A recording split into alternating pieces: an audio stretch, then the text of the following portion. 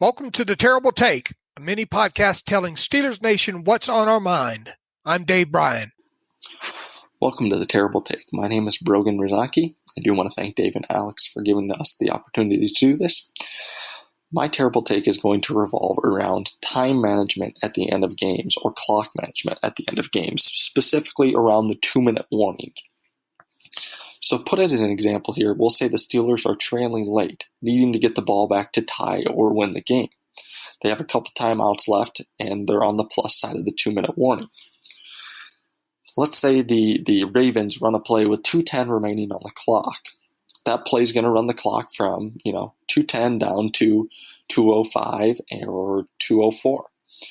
Many people would say, and I know Mike Tomlin is guilty of this himself, as are many other coaches. I know Andy Reid is very commonly done this. They would call the timeout on the plus side of the 2-minute warning to save those 4 or 5 seconds for their offense later on. I'm going to tell you that's a mistake. The reason being, calling the timeout on the plus side of the 2-minute warning will then allow the Ravens to open their playbook. And I'm just using an example here, of course, the Ravens.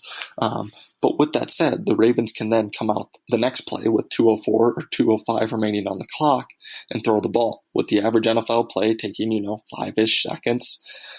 If it's incomplete, they're going to the 2-minute warning. If it's complete, they're going to the 2-minute warning. If they run the ball, they're going to the 2-minute warning. So they have no consequences, and the Steelers defense now has to prepare for more opportunities on offense, making it harder to stop what the offense is going to do.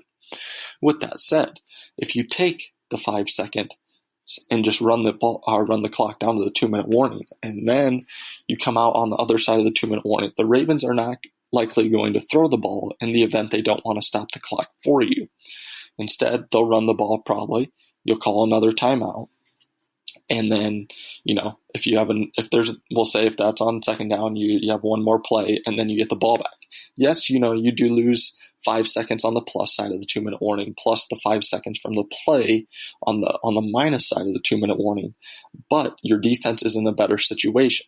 The ultimate goal is to get the ball back and tie or win the game. By calling the timeout before the 2-minute warning, you give the offense too many opportunities and decrease your defense's likelihood of getting off the field and helping your offense to even get the ball back. The number one goal for your offense is to get the ball back in the first place to even have a shot. Thank you for listening to my terrible take. Thanks.